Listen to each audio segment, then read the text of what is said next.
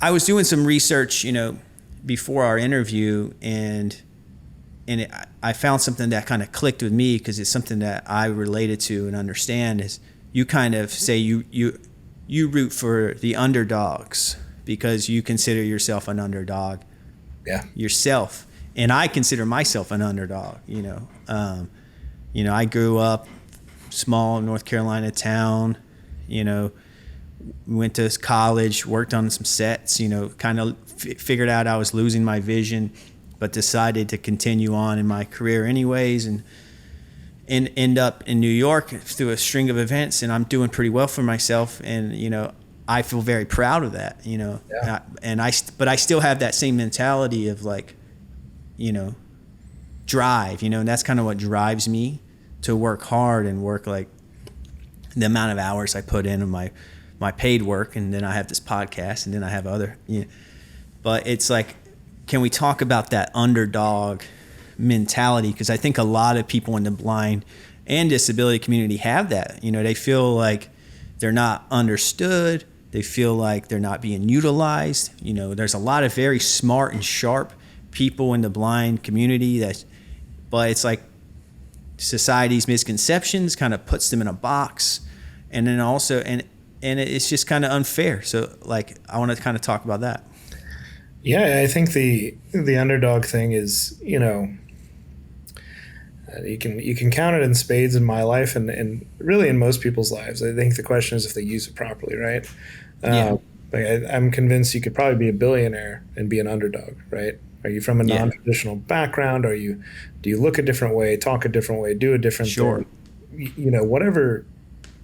Someone out there underestimates you, right?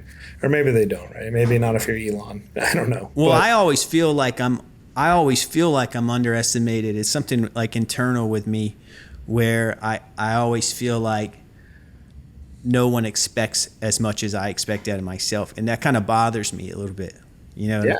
And it's like, all right, well, I'll show you, that's kind of. Yeah. It's this funny thing where, being a veteran and going to raise venture capital, that's one thing, right? Like that in and of itself is a challenge, right? Being anybody that's non-traditional, you're not a 6 foot tall dude with rich parents that graduated from Stanford. Boom. Exactly. Anybody that's not that guy, VC, you don't pattern match, you don't fit the mold. Okay, cool.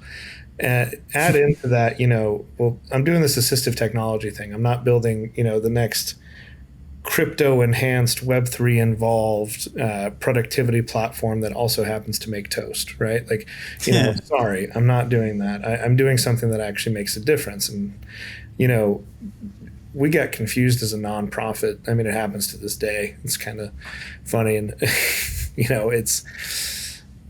and then we were selling into the government, right? And these are a lot of things that in the VC space are like, nope. And, that's like one of the more recent versions of being an underdog. But I think in general, it's being someone that's underestimated and understanding that, the status quo in this world is mediocrity or less, right? So if you're trying to do better, you are an underdog. If you are trying to build something meaningful, provide for a family, provide for yourself, make yourself better, do anything that is above that status quo of mediocrity, there are forces in the world that you're gonna have to tangle with, and thus you're an underdog. So you better embrace that and understand it's not always that you have to prove someone wrong as much as it is that you have to prove yourself capable. And that's I love what you just said, prove yourself capable. Sorry to interrupt. That resonated with me. No, I think the funny thing for me is it changes as a company, right? Me and my co-founder Tom, we will go, what we view ourselves as an underdog in changes by the sometimes the week, right? Sometimes the quarter. It was raising a seed round of funding, right? In this economy, every company is an underdog, but especially one that's as non-traditional as ours. If it's making good hires, if it's how quickly can we get the state to adopt the product? How many people can we get to know about us? In every which way, we define how we're an underdog and what we can do to prove ourselves capable and get stronger. Yeah, I love that. It's kind of interesting because it's like you were an underdog growing up, military, finding your path in your career, and then you have this success and you start a company, but now your company's an underdog. It's because you're a company that's trying to help the blind community, which is a community of underdogs, essentially. Yeah. It's just kind of interesting because it's like even with success, you're still. It's almost like the underdogs are your people. That's your community who you're trying to help, and I find that in the sense like, and that's why I have a lot more empathy for people with disabilities than most people, because it's like a natural kind of barrier. It's like a real life disadvantage. It's like a true disadvantage. You know what I mean? That you kind of have to learn to adapt. Unlike something that's just in your head or somebody told you is a disadvantage. It's like an actual disadvantage. And I think there's a lot to that. Well, I think that if we stick with how did I phrase that? The status quo is mediocrity, right?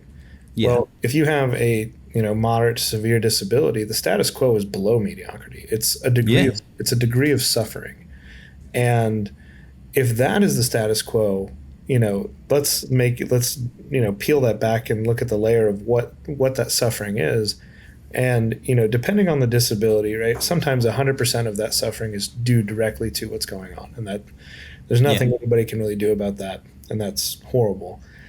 But in a lot of cases, and I would kind of argue the majority of cases, the status quo of suffering, at least 20 to probably over 50%, somewhere in between there, is just made worse by society, by ignorance, by lack of awareness, by lack of people talking about it.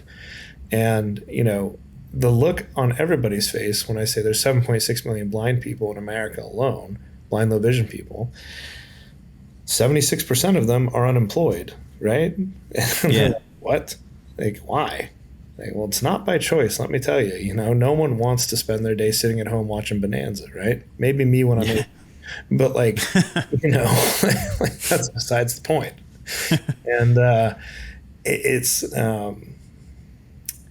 the level of fight that the blind community has in it is one of the most inspiring damn things I've ever seen in my life. It is honestly astonishing how, these are people whose entire worlds as they have known it have been uprooted within a moment, within a week. Sometimes they knew it was coming and one day it just stops. And their employers aren't supportive, their family doesn't understand, no one knows what to do, whatever.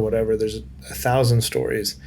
But the commonality in almost every one of those stories is, well, and then I said I had to do something, right? And when you start to hear that part of the story, you're like, and what was that something? And all what Clusiv is going to be and what we aim to be is, when people decide to do that something, they now have the tools in their belt to not let technology keep them out of the workplace. And employers no longer have an excuse to not make an inclusive workplace.